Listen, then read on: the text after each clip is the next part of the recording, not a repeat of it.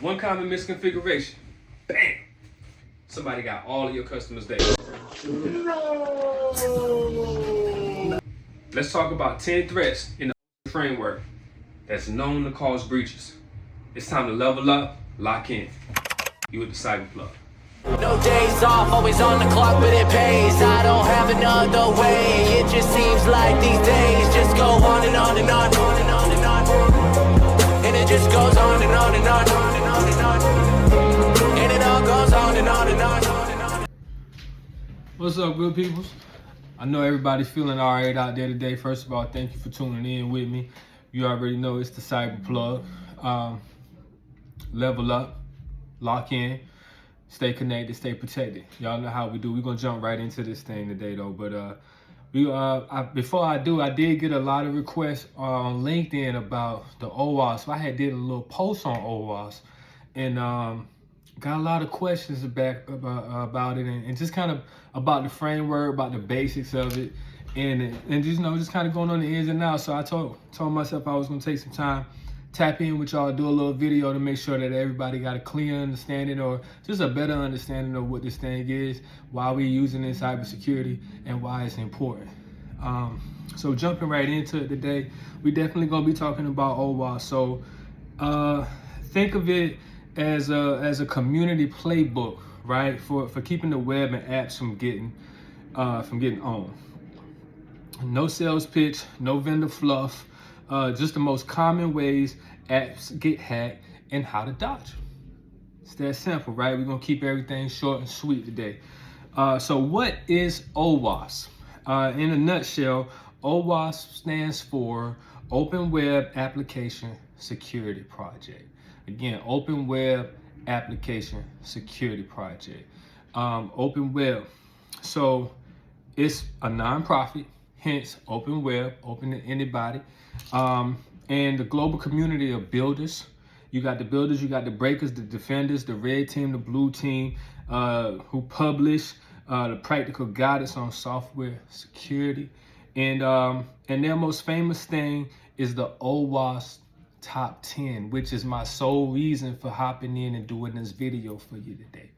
We're gonna really dive in on the OWASP Top 10 because that's the bread and butter for this thing right here. So it's a regularly updated list, okay, of the most common and most damaging web apps seen in the real world.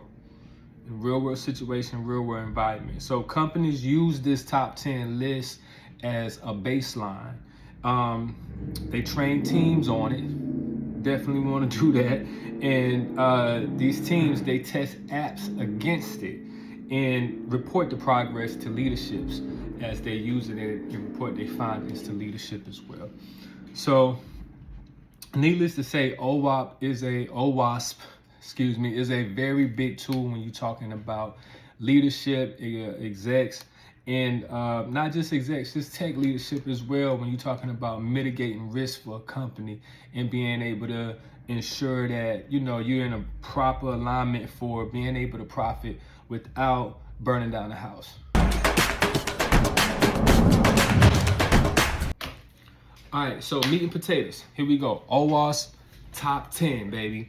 So I'm not about to really get into a deep dive on how to fix these issues as they arise or if they arise, knock on something, right? Today's video was just kind of more about a baseline on giving everybody some insight as to what this thing is and, why it matters, and then covering the top 10 vulnerabilities. Right now. Keep in mind, because this list is updated frequently, tech changes every day. New backdoors or new ways and new malware happens every day, right? Tech changes all the time. So keep in mind, this is not a one-all list, right? This is not concrete or it's not subject to change. But as of right now, OWASP Top 10, when I pulled it up, is as follows. So we got broken access control. Think about a door being unlocked, right? Think about a door that's on the hinges. You got the door there, but the hinges is loose, right? You can still see in there, but basically users can still, you can still reach through that door and grab something, right? Users can reach data that they shouldn't have access to at the end of the day, right? Broken access control, okay? Cryptographic failures. Sensitive data that's just not protected at the end of the day. That could be weak encryption. That could be no encryption at the end of the day, right? Still a cryptographic failure. So when you think about cryptographic failure, you think about encryption. At least that's where, you know, you kind of, the direction you kind of want to be leaning towards in regards to your thought process. We got injection, which is just basically a untrusted command. Like, how can I put this? Like, the classic is a SQL injection. Attackers make the database spill secrets, right? So, you know, when you're talking about injection, you kind of want to get, you leaning more towards the data side of things. But that's just one example, right? We also have insecure design. And when you talk about insecure design, it's like password reset with only a username, right? It's an insecure design, right? Features without thinking about abuse cases. At the end of the day, it's insecure, right? By design. And it just goes on and on and on and on and on. And it all goes on and on and on. All right, so as we continue to speed run through the top 10 vulnerabilities for OWASP, you know, number 6 through 10, these are really going to be the more of the how did that even happen issues that quietly, but at the same time, causes real breaches at the end of the day. So I'll explain what each one's mean. I'll try to give a simple example for some, maybe not all, and maybe for this 6 through 10, kind of talk about how they could be prevented. Fair enough.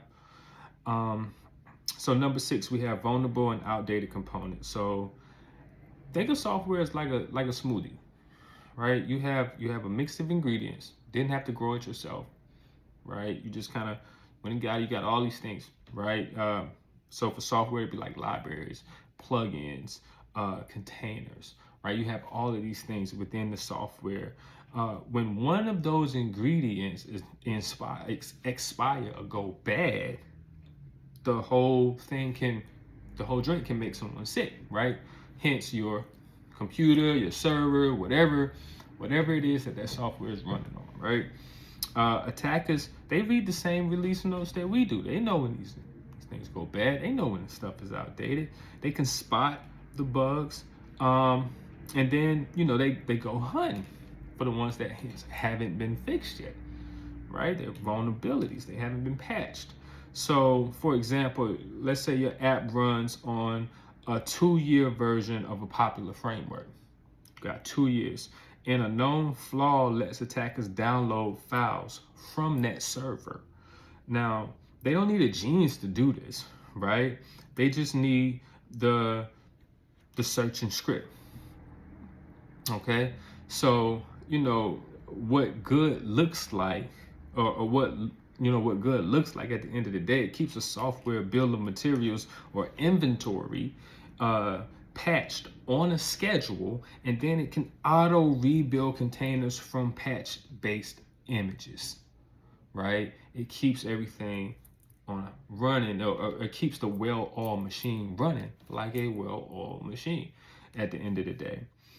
That takes us to number 7, identification and authentication failures. This is everything around who you are, and how you can prove it. At the end, just in a nutshell, you know, weak logins they're like a bouncer who would take, I'm good for it, bro, at the door, right? You don't gotta show no ID, you don't gotta show nothing, right? You know, she's cute, right? You know, just go ahead and you're good, right? You know, you cute. We need more of y'all, right? So it's like, you know, you just just took anything, right? You ain't do no back check, no background check, no nothing, right? So, a site allows a short password or no rate limits on there, and it keeps you logged in forever, regardless to the session. The token never changes. Attackers can basically guess. I mean, they wouldn't have to really steal. They could probably guess the password, have a bot guess the password, through different mechanisms and different routes, right? Or tactics at the end of the day. Takes us to number 8, which is software and data integrity failures. At the end of the day, this one is about trust within your pipeline. If the road that delivers your code or updates gets hijacked, right? Attackers can slip in counterfeits. Great example there. So a plugin store gets compromised. Your app automatically pulls the latest plugin without verifying that signature, right? Number 9, security login and monitoring failures. If a tree falls on your data center and no one logs it, incident responders cry, bad things happen, but no logs, no alerts. Attackers can get real comfortable and kind of look at that as a long-term rental situation, right? It's no logs, right? So, for example, because that might not have been the best analogy. A privileged account logs in from 2 countries 10 minutes apart. No alert, no central log, nobody notices until the ransom note at the end of the day. That'll take us over to number 10. Server-side request forgery. Server-side request forgery. This one's sneaky. So your server, for example, fetches a URL on behalf of the user, maybe to generate a thumbnail. An attacker gives it a tricky URL that points to eternal system, and you assumed was private. Your server potentially walks past the velvet rope and hands the attacker the goods. So, for example, the app fetches HTTP 169.254.169.254, and in the cloud, metadata service leaks temporary credentials. From there, attackers pivot across your cloud. And again, I will have a slide presentation within the YouTube link as well. So make sure you go view that for some more in-depth information to kind of give you a little bit more than what we went over with today. But leave, comment, like, subscribe. Make sure you following when you're talking about, when you want to get into all things cyber, make sure you following the Cyber Plug. I got you. But basically, man, just these 5 things, they boil down to basically 3 habits, right? When you're thinking about the vulnerability, when you're thinking about OWASP, when you think about the 10 vulnerabilities, they boil down to 3 habits. Know your ingredients, right? Prove identity properly, and watch the house. Make sure the house don't burn down at the end of the day. Logging, monitoring, and making sure that you controlling the controllables at the end of the day. Do these consistently, and the most surprise incidents stop being a surprise. Okay? Pick my call to everybody watching this video. Pick one area this week, whether it's contempt inventory, MFA coverage, or an outbound allow list, and make it measurably better. Small wins stacked often keep you out of the breach headlines. So OWASP, top 10 vulnerabilities. Leave some comments on any other subject matters or frameworks that y'all would like a video on, or just like a small breakdown on, or something broken down to where, you know, the masses will be able to really get a better understanding of it, regardless to what field you're in or what you do. That's why we're here. Talk to me, the Cyber Plug. Everybody take care. Enjoy the rest of your day. And let's lock in, level up, stay connected, stay protected. Y'all have a good day. How you feeling that? This to inspire you. Regulators.